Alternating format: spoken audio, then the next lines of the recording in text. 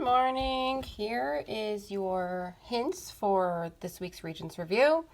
The first question gives you 4 options, and they're asking which one results in an irrational number. You do have to remember what irrational numbers are.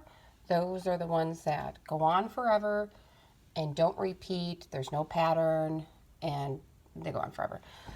So the ones, we can't include fractions. So anything that's a fraction is definitely out.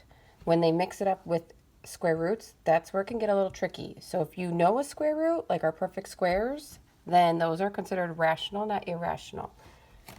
So you could plunge these each in the calculator and then find out which one ends up being going on forever and ever and ever. So to be irrational, no fractions, which automatically actually rules out number 1. Number 2 definitely has a fraction with a square root. So then you have to test out, well, do you know the square root of 2? Yes or no? This one, square root of 5 times square root of 5. If you punch this in, this ends up being the square root of 25. Do you know the square root of 25? Number 4, do you know the square root of 49? Some of these you do know, so one you do not. The one that you do not know is the one that's irrational. On to number 2. Number 2 gives you 4 options again, and they're asking which one is equivalent to this expression. Now there are either 2 are going to be correct or 3 of them are going to be correct. By chance you have a graphing calculator on your phone, you can use the test feature. So that's second math, and number 1 is the equal sign. So you can plug this into the actual calculator, grab your equal sign, and then plug this in, hit enter. If you see a 1, that's true. 0 is false. For those of you who don't have it, that's fine. You're going to take out a GCF, then you're going to do an X puzzle, see which ones work. Take out a 2, see if this is what it equals after you take out a 2. Or select something for X, like say X is 2. Plug 2 into each one of these X's, all of them. Get values. Plug 2 into these X's, get a value. Find which ones match. Okay, then you can do it that way.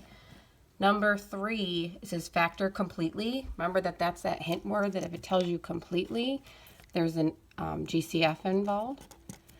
And our GCF is an X. Once you do an X, then you can do your X puzzle. Number 4, which was not on the graph. So if you do have a graphing calculator, you can plug this into y equals, and then go to your table. Or if you have a calculator like Desmos on the computer, on the internet, you can punch this into Desmos, and then you can see which one actually is on the graph. Number 5 says, given that A is greater than B, solve for X in terms of A and B. This is actually quite important, and it doesn't come into play until the very end. So you're going to distribute, and we want to solve for X, so that means this X needs to go on this side, and that B needs to go on that side. So we're going to minus AX over, and we're going to add 3B over.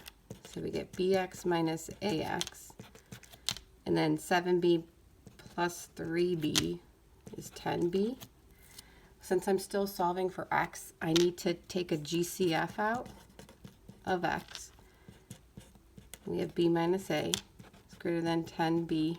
I'm just going to solve this one. And then to get rid of B minus A, you got to divide it.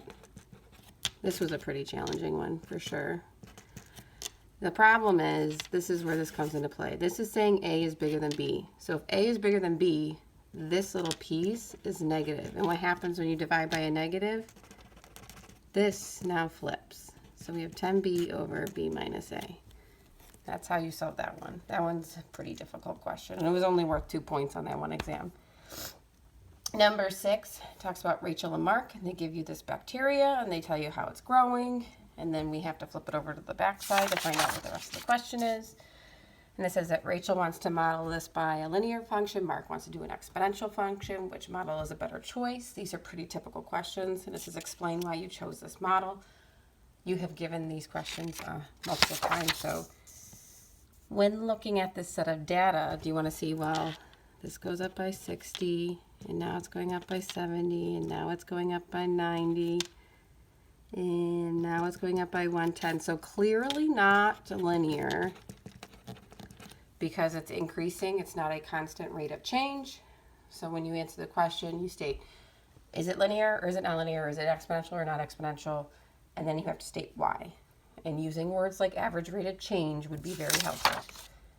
Number 7 says the vertex of the parabola is represented by this function has the coordinates 2, -1. Now I know that we haven't talked about quadratics yet, but the vertex is a turning point. This here is a vertex. We have talked about graphs and how they move though, but that is a vertex. So this little piece here is going to talk about how it's shifted.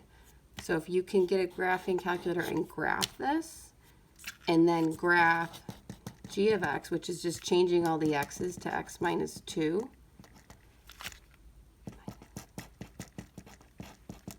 And then see what happens to the graph. You can use this grid if you want, if you have access to it, I guess. And then you could see what happens to the vertex, which is that turning point. Does it move up, down, left, right? It's going to move in one of those 4 directions. And you can just explain because it says -2 in the parentheses. And the last one is a pretty typical systems question. It does say specifically inequalities because you're going to use your alligator mouths. So we have an auditorium that holds 200 people. So that means that they can't go bigger than 200. So it's got to be less than or equal to 200 people. Then they talk about tickets at 12 at the door, $8.50 in advance. They need to sell at least $1,000 worth. So that's going to be greater than or equal to 1,000. Doesn't say anything about which letters to use. So we can use D and A. So door tickets plus advance tickets have to be less than 200 because that's all they can hold in the auditorium.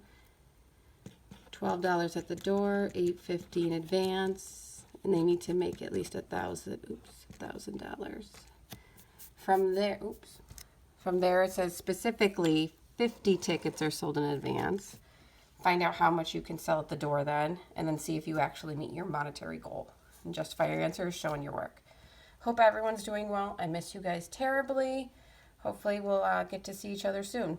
Clearly not for a couple weeks though. All right, bye.